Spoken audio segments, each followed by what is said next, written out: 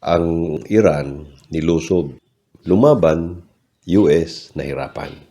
At wala pang siguro baka ang US ay matatalo. Israel nga ang casualty nila ngayon, matindi na, no?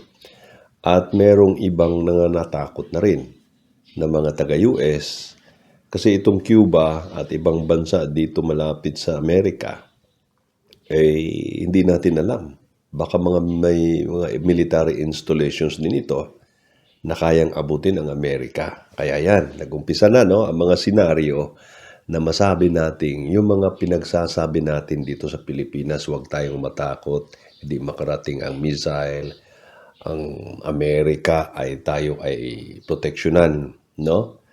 Kasi meron akong nakita dito sa internet, AI yata yun o ano, pero senaryo lang na sinabi, nag-convene daw, nag-usap itong Russia, China, Cuba, North Korea.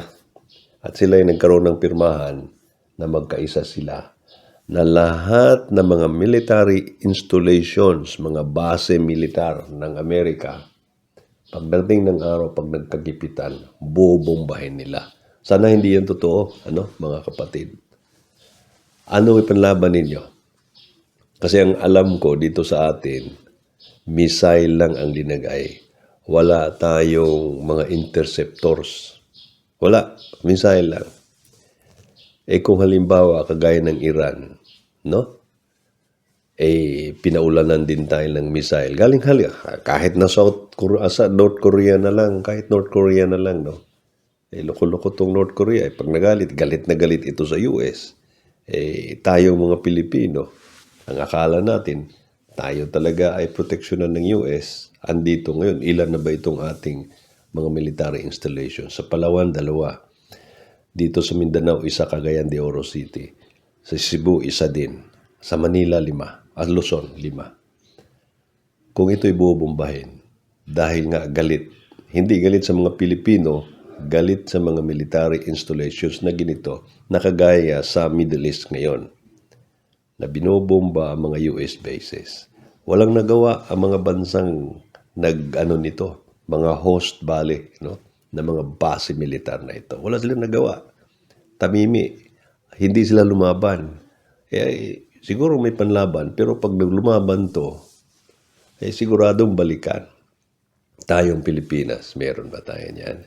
Kung ang senaryo halimbawa, magkaisa ito mga bansang to, nasa tingin nila, sila ay inapi rin Inapi din ng Amerika. Ang China, ganun din. Inapi natin sila. Kung ano-ano mga pinagsasabi natin, na sana naman lang, no? Kagayahin natin ang Iran. Hindi sila maingay, mga kapatid. Ang Pilipino talaga ang ingay. Kahit sino. Yung sinabi na Browner na ready tayo, world class. World class, siguro mano-mano. Ang gera ngayon, di na mano-mano Paliparan na lang ito ng mga drones, mga missile, at may mga interceptors. Meron ba tayong interceptors? Kung minsan gusto kong magiging sarcastic dito sa video na ito. Ito ang katotohanan, mga kapatid, ng isang bansa na kung tunay talagang meron siyang pag-ibig, no, at kanyang itaas ang sovereignty, ang awareness natin about sovereignty. Irali natin ang mga tao na magiging tahimik. Huwag mag-iingay. Kailangan idaan natin sa tamang channel. May mga diplomats naman tayo. May mga tayo sa gobyerno. Sumasali pa talaga tayo mga civilian at itong nasa ating kongreso, upper and lower house, na hindi naman nila trabaho to, no? Iginigiit, sovereignty, may pasalot-salot pa doon sa sa Spratly Island, no? Dala-dala pa yung flag. Ipaglaban natin ang ating sovereignty, maingay. Pangalawa, wala tayong handa. Hindi tayo nakahanda. Nagdepende lang tayo ng palimos ng pag-ibig galing sa Amerika. Na isang araw ang pag-ibig na ito'y huhupa, mawala talaga ito. Kasi hindi naman labansa ito Pag nagkakataon, iwanan din. Kaya dapat talaga meron tayong sariling diskarte. Meron tayong sariling pondo, meron tayong sariling intelligence, mga magagaling na Pilipino na madepensahan itong bansang ito. Yung dapat mga kapatid, huwag ingay ng ingay, tapos pagyayabang mo na world class na tayo. Lalong tuwang-tuwa ang mga ibang bansa nito kasi alam nila kung anong kahinaan natin. Kung hindi natin magawa ito mga kapatid, itong mga handa na ito, yung pagkatahimik at yung underground lang silently, meron tayong gagawing pagkahanda. Kung hindi natin magawa to, kahit man lang maging neutral tayo. Walang kasiguruhan, baka mabomba rin tayo, pero at least kung tayo'y neutral, hindi natin masisisi ang ating mga sarili na tayo ay nagkakanlong ng mga tao, isang nasyon, na hindi naman talaga totoo na sila mahal tayo. Nandito lang sila dahil sa kanilang mga economic interest, political interest. Nandito lang sila, iyan talaga ang reason dyan. Pagdating ng araw ng kahirapan, aalis din yan. Sabihin ninyo, bakit sa Second World War? Ganon din yun. Political interest din yun. Economic din, Kaya sila ay nakikinabang. At tayo naman, kahit na lumipas na ang panahon, hindi pa rin tayo, na ano ba yung parang bata na sa English niya na Wayne, na ibang na na siya sa kanyang ina.